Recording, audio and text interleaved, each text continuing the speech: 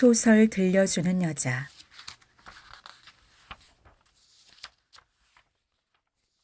엄마의 죽음을 알리면서 시작해 나의 살인을 거쳐 나의 사형 집행을 예고하며 끝나는 죽음에 관한 소설. 알베르 까뮈가 29의 나이에 발표한 이방인입니다. 일부는 엄마의 장례식 이후 마리와의 연애, 같은 층에 사는 살라마노 영감의 비극 레몽의 이야기 들려드립니다.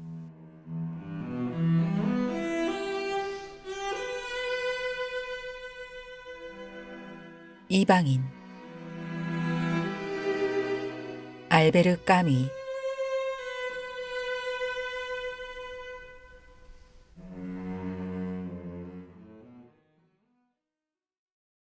어제 일로 피곤했기 때문에 일어나기가 괴로웠다. 수염을 깎으면서 오늘은 무엇을 할까 생각한 끝에 수영을 하러 가기로 했다. 항구 해수욕장으로 가기 위해 전차를 탔다. 그러고는 곧 바닷물 속으로 뛰어들었다. 젊은이들이 많이 있었다. 전에 우리 회사의 타이피스트로 있었던 마리 카르도나를 거기서 만났다.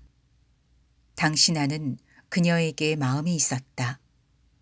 그녀 역시 그런 것 같았다. 그러나 조금 뒤에 그녀가 회사를 그만두는 바람에 만날 기회를 갖지 못했던 것이다.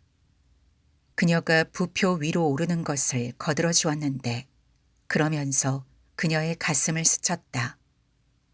그녀가 부표 위에서 배를 깔고 엎드렸을 때도 나는 그냥 물속에 있었다. 그녀는 나에게로 몸을 돌렸다. 머리카락이 눈 위로 흐트러진 채 웃고 있었다. 나는 부표 위 그녀의 곁으로 기어 올라갔다. 기분 좋은 날씨였고 나는 마치 장난하는 것처럼 머리를 뒤로 젖혀 그 여자의 배 위에 올려놓았다.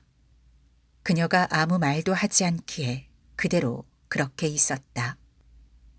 온 하늘이 나의 눈 속에 담겨진 듯 보였고 푸른 하늘엔 황금빛이 감돌고 있었다. 목덜미 밑에서 나는 마리의 배가 오르락 내리락 하는 것을 느끼고 있었다. 우리는 오랫동안 그렇게 어렴풋이 잠이 들어 있었다. 햇볕이 너무 뜨거워지자 마리가 물속으로 뛰어들었고 나도 그녀의 뒤를 따랐다. 나는 그녀의 곁으로 다가가서 팔로 허리를 감고 같이 헤엄을 쳤다. 마리는 줄곧 웃고 있었다. 물가로 나와 몸을 말리는 동안 그녀가 말했다. 당신보다도 제가 더 검은데요. 나는 저녁에 영화 구경을 가지 않겠느냐고 그녀에게 물어보았다. 그녀는 웃으면서 페르낭델이 주연한 영화를 보고 싶다고 했다. 우리들이 옷을 다 입었을 때 내가 검은 넥타이를 메고 있는 것을 보고 마리는 매우 놀라는 표정을 짓더니 상을 당했느냐고 물었다. 나는 어머니가 돌아가셨다고 대답했다. 언제부터 그렇게 되었는지 알고 싶어 하기에 어제부터라고 대답했다. 그녀는 좀 뒤로 물러섰으나 나무라는 말은 하지 않았다. 그건 내 탓이 아니라고 말할까 하였으나 그런 소리를 사장에게도 한 적이 있었던 것을 생각하고 그만두었다. 그런 말을 해본 데짜 무의미한 일이었다. 어차피 말이란 좀 틀어지게 마련이다. 마리는 저녁이 되자 모든 일을 다 잊어버렸다. 영화는 때때로 우스웠지만 너무나 싱거웠다. 마리는 다리를 내 다리에 기대고 있었다. 영화가 끝날 무렵 키스를 한다는 것이 그만 서툴게 되고 말았다. 영화관을 나와 그녀는 내 집으로 왔다. 눈을 떴을 땐 마리는 가버리고 없었다.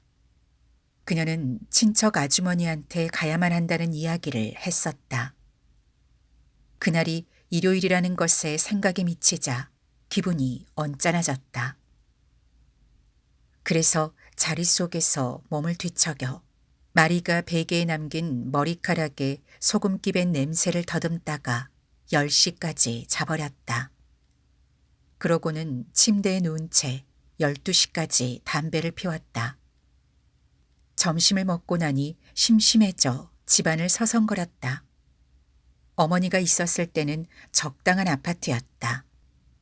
그러나 지금 나에겐 너무 큰 아파트여서 식당의 테이블을 나의 방으로 가져올 수밖에 없었다.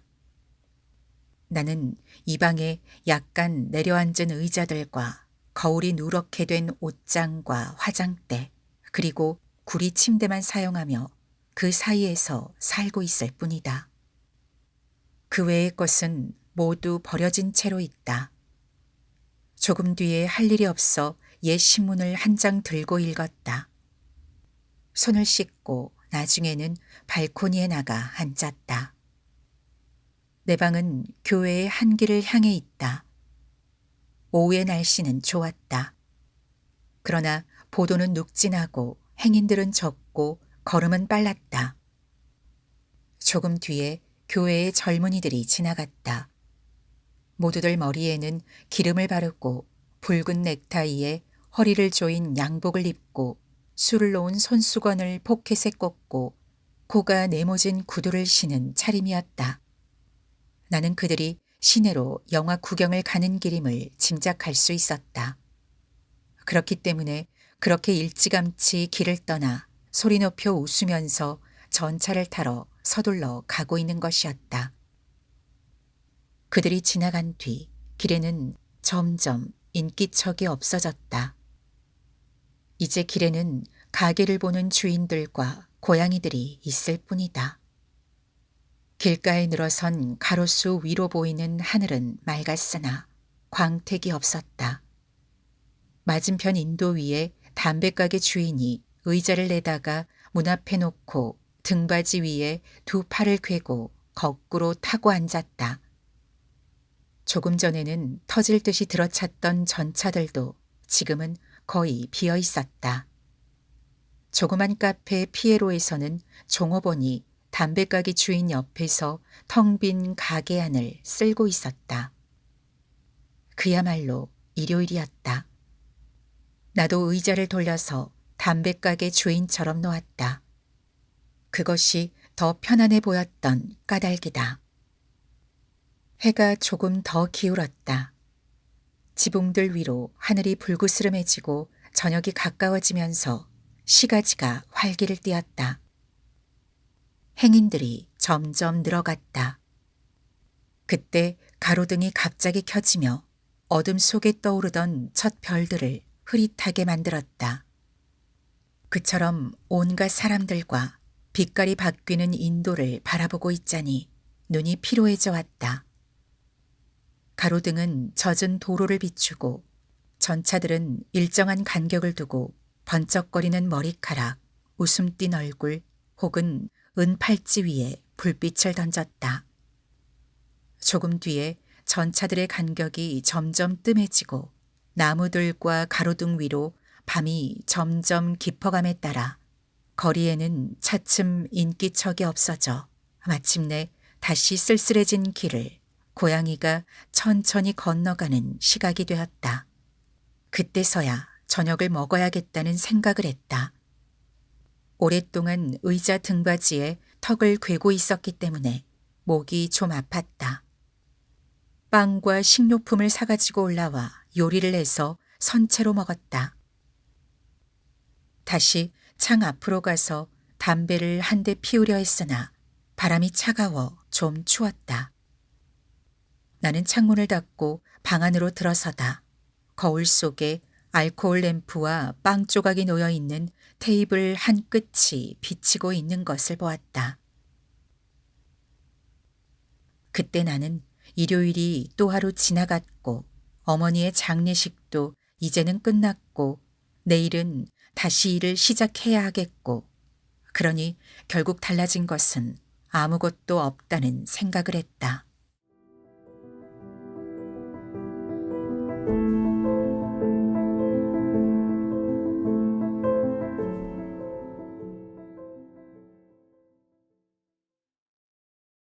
오후에는 줄곧 일을 했다. 회사 안은 몹시 더웠다.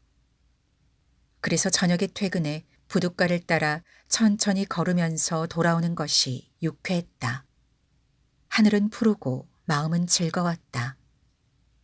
그러나 삶은 감자 요리를 해먹기 위해 바로 집으로 돌아왔다. 컴컴한 계단을 올라가다가 같은 층에 사는 살라마노 영감과 부딪혔다. 영감은 그의 개를 데리고 있었다. 8년 전부터 영감과 개는 늘 함께 있다. 그 개는 내가 알기에는 홍버짐이라는 피부병을 앓아서 털이 거의 다 빠진 데다 온몸이 벌겋게 반점과 딱지 투성이었다. 그 개와 단둘이 조그만 방에서 오랫동안 살아온 탓에 살라마노 영감은 개의 모습을 닮고 말았다. 그의 얼굴에는 불구스름한 딱지가 있고 털도 누렇고 성기다. 개가 목을 뻗어 코끝을 앞으로 내민 모습 역시 주인의 허리를 굽힌 자세와 닮았다. 그들은 아무래도 동일한 족속 같은데 서로 미워한다. 하루에 2번씩 11시와 6시에 영감은 개를 데리고 산책을 나선다. 8년 전부터 그들은 한 번도 길을 바꾸어 본 적이 없다. 언제나 리옹 가두에서 그들을 볼 수 있는데 개가 늙은이를 끌고 가다가는 기어코 살라마노 영감의 발뿌리에 무엇엔가 걸려버리고 만다. 그러면 영감은 개를 때리고 욕짓거리를 한다. 개는 무서워서 설설 기며 끌려간다. 이번에는 영감이 개를 끌고 갈 차례다. 매일처럼 그 모양이다. 계단에서 그를 만났을 때 살라마노는 개에게 욕짓거리를 퍼붓고 있었다. 빌어먹을 망할 자식. 바로 그때 나와 같은 층에 사는 또 한 명의 이웃이 들어왔다. 동네에서는 그가 여자들을 등쳐먹고 산다고들 한다. 그러나 그에게 직업이 뭐냐고 물을 낮추면 그는 창고 감독이라고 대답을 하는 것이다. 그를 좋아하는 사람은 별로 없다. 그러나 가끔 그가 나에게 말도 걸고 또 내가 그의 말을 들어주는 탓에 내 방에 잠깐 들어와 앉았다 가기도 했다. 그의 이야기를 나는 재미있다고 생각한다. 그리고 그와 말을 하지 않을 하등의 이유도 없는 것이다. 그의 이름은 레몽 생테스다. 꽤나 키가 작은데 어깨가 딱 벌어진 데다 코는 마치 권투 선수의 그것 같다. 옷차림은 언제나 말쑥하다. 그도 역시 살라마노 얘기를 꺼냈다. 참 가엾기 짝이 없어요. 그 꼴을 보면 진저리가 나지 않느냐고 묻기에 나는 뭐 그렇지도 않다고 대답했다. 계단을 다 올라와서 막 헤어지려 할 때 그가 말했다. 저희 집에 소시지와 술이 있는데 같이 좀 드시지 않겠어요? 난 그렇게 되면 끼니를 준비하지 않아도 된다는 생각에 초대를 받아들였다. 그의 집 역시 방은 하나밖에 없고 창문 없는 부엌이 딸려 있을 뿐이다. 불구스름한 석회로 만든 천사상과 운동선수들의 사진과 여자의 나체 사진이 2서너 장 걸려 있다. 방 안은 더럽고 침대는 어질러져 있었다. 그는 먼저 석유 램프를 켠 다음 호주머니에서 몹시 허름한 붕대 하나를 꺼내어 오른손을 싸맸다. 손을 다쳤느냐고 물었더니 어떤 녀석이 시비를 걸어서 싸움을 했다는 것이었다. 그러니까 내가 싸움을 건 게 아니었어요. 그 녀석이 버릇 없이 굴다가 그랬던 겁니다. 그것은 사실이었다. 그래서 나는 정말 그렇다고 말했다. 그러자 그는 마침 나에게 그 사건에 관해 조언을 구하고 싶다면서 나는 사나이다워서 세상 물정을 잘 알 테니 자기를 도와줄 수 있을 것이고 그렇게만 되면 자기는 나의 친구가 되겠다고 했다. 난 아무런 대답도 하지 않았다. 그는 다시 나에게 자기와 친구가 되고 싶냐고 물었다. 내가 어느 쪽이든 상관없다고 말했더니 만족해야 하는 눈치였다. 그는 소시지를 꺼내 화덕에다 굽고 컵, 접시, 스푼, 그리고 술 2병을 늘어놓았다. 그 모든 동작을 하는 동안 아무 말도 없었다. 그러고 나서 자리를 잡고 앉았다. 그는 먹으면서 이야기를 시작했는데 처음에는 약간 망설이는 말투였다. 어떤 여자를 알게 됐는데 이를테면 정부였죠. 그와 싸움을 한 사나이는 그 여자의 오빠라는 것이었다. 여자의 살림을 그가 꾸려주었다는 말도 했다. 나는 아무런 대답도 하지 않았으나 그는 동네 사람들이 자기를 뭐라고 말하는지 알고 있지만 양심에 거리낄 것은 조금도 없고 자기는 창고 감독일 뿐이라고 덧붙였다. 그런데 말입니다. 하고 그가 말을 이었다. 내가 속고 있었다는 사실을 알게 됐어요. 그는 여자에게 꼭 먹고 살 만큼만 생활비를 대주고 있었다는 것이다. 그는 손수 여자의 방세를 치러주고 식사비로 하루에 20프랑씩 주고 있었다. 그는 여자의 핸드백 속에서 복권 한 장을 발견했는데 여자는 그것을 어떻게 샀는지 설명을 못했다는 이야기를 했다. 얼마 뒤에는 여자의 방에서 전당포 쪽지를 한 장 발견했고 그걸 보면 팔찌 2개를 잡힌 것이 분명하다는 것이었다. 그때까지 그는 그 팔찌들이 있는 줄도 몰랐다는 것이다. 나는 그동안 속고 있었다는 것을 확실히 알았어요. 그래서 그 여자와 관계를 끊었습니다. 하지만 그 전에 그녀를 때려주었죠. 그랬더니 모두 사실대로 이야기를 하더군요. 그년이 바라는 건 그저 그걸 하는 재미뿐이라고 말입니다. 아시겠죠, 메르소 선생. 나는 그년에게 내가 너에게 주는 행복을 세상 사람들이 부러워한다는 걸 넌 모르고 있어.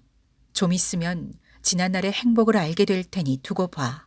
하고 말해줬죠. 그는 피가 나도록 여자를 때렸다. 그전에는 여자를 때리는 일이란 없었다고 했다. 그러더니 그는 그렇기 때문에 나의 충고가 필요하다고 설명했다. 손찌검을 하는 일이 아주 없는 건 아니었지만 말하자면 다정스럽게 툭툭 건드리는 정도였어요. 그러면 그녀는 소리를 지르곤 했죠. 나는 문을 닫아버리고 결국은 늘 마찬가지로 끝나곤 했죠. 그렇지만 이번엔 본격적이었습니다.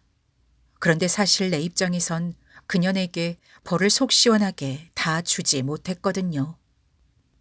그러더니 그는 그렇기 때문에 나의 충고가 필요하다고 설명했다. 나는 줄곧 그의 이야기를 듣고 있었다. 포도주를 거의 한 병이나 마셨기 때문에 관자놀이가 몹시 달아올랐다. 내 담배가 떨어져서 나는 레몽의 담배를 피우고 있었다. 레몽은 이야기를 계속했다. 난처한 일은 그가 아직도 그 여자와의 관계에 약간 미련을 느끼고 있다는 것이었다. 하지만 혼을 내줘야겠다고 말했다. 먼저 그는 계집을 호텔로 데려다 놓고 풍기 단속 경찰을 불러다가 스캔들을 일으켜서 계집을 리스트에 오르게 할 생각을 했었다. 그 다음에는 그의 뒷골목 친구들에게 이야기를 해봤지만 그들은 별로 좋은 방법을 가르쳐 주지 못했다. 사실 레몽 말맞다나 소위 뒷골목 난봉꾼이란 위인들이 그런 것 하나쯤 몰라서야 말이 아니었다. 레몽이 그렇게 말하자 그들은 여자의 얼굴을 마구 찢어버리면 어떠냐고 했다. 그러나 그는 그렇게 하고 싶진 않았다. 그는 좀 더 잘 생각해 봐야겠다는 것이었다. 그러나 먼저 나에게 한 가지 묻고 싶은 것이 있다고 했다. 그런데 그것을 물어보기 전에 그 이야기를 내가 어떻게 생각하는지 알고 싶어 했다. 나는 별로 생각하는 바도 없지만 어쨌든 재미있는 이야기라고 대답했다. 그가 내게 자신이 속고 있었다고 생각하느냐고 묻기에 생각을 해보니 과연 속고 있었던 것 같다고 대답했다. 혼을 내줘야 할 텐데 나 같으면 어떻게 하겠느냐는 물음에 어떻게 할지는 알 수 없으나 여자를 혼내주겠다는 심정은 이해할 수 있다고 대답했다. 그는 그 여자를 발길로 차버리는 뜻에 동시에 여자의 유욕을 도발시킬 만한 사연을 섞어서 쓴 편지를 보내겠다는 것이었다. 그래서 여자가 돌아오게 되면 그때는 여자와 함께 잠자리에 들고는 바로 끝나갈 무렵에 여자의 낯짝에다 침을 뱉어주고는 밖으로 내쫓아 버리겠다는 것이었다. 그렇게 하면 정말 여자에게는 징계가 될 것이라고 나 역시 생각했다. 그러나 레몽은 말하기를 자기는 그럴듯한 편지를 쓸 수가 없을 것 같아서 편지 작성을 나에게 부탁할까 생각한 것이라고 했다. 내가 아무 대답도 하지 않자 그는 즉시 그 편지를 쓰는 게 귀찮겠느냐고 물었다. 난 그렇지 않다고 대답했다. 그러자 그는 포도주를 한 잔 마시고 일어서서 접시들과 먹다 남은 소시지를 한 옆으로 밀어놓았다. 그러더니 탁자의 방수포를 정성스럽게 닦았다. 그러고는 서랍에서 편지지 한 장과 노란 봉투와 붉은 나무 펜대와 보랏빛 잉크가 든 네모진 병을 꺼냈다. 여자의 이름을 들어보니 아랍 출신이었다. 나는 편지를 썼다. 그냥 되는 대로 쓰기는 했지만 그래도 레몽의 마음에 들도록 힘썼다. 왜냐하면 내겐 레몽의 마음에 들지 않게 할 아무런 이유도 없었기 때문이다. 그러고는 소리 높여 그것을 읽었다. 레몽은 담배를 피며 머리를 끄덕거리면서 듣고 있더니 다시 한번 읽어달라고 청했다. 그는 매우 흡족해하며 말했다. 자네가 세상 물정에 박다는 걸 난 알고 있었어. 처음엔 그가 나에게 자네라고 말한 것을 무심히 들어넘겼으나 자넨 이제 내 친구야 하고 그가 말했을 때 나는 비로소 그 말에 놀랐다. 그는 거듭 그렇게 말했고 나는 그야 그렇지 하고 대답했다. 나로서는 그의 친구라고 해도 무방한 일이었고 그는 정말로 나와 친구가 되고 싶은 모양이었다. 그가 편지를 봉하고 우리는 남은 포도주를 마저 마셨다. 그러고는 잠시 서로 말없이 담배를 피웠다. 밖은 쥐죽은 듯이 고요해 슬며시 지나가는 자동차 소리까지 들렸다.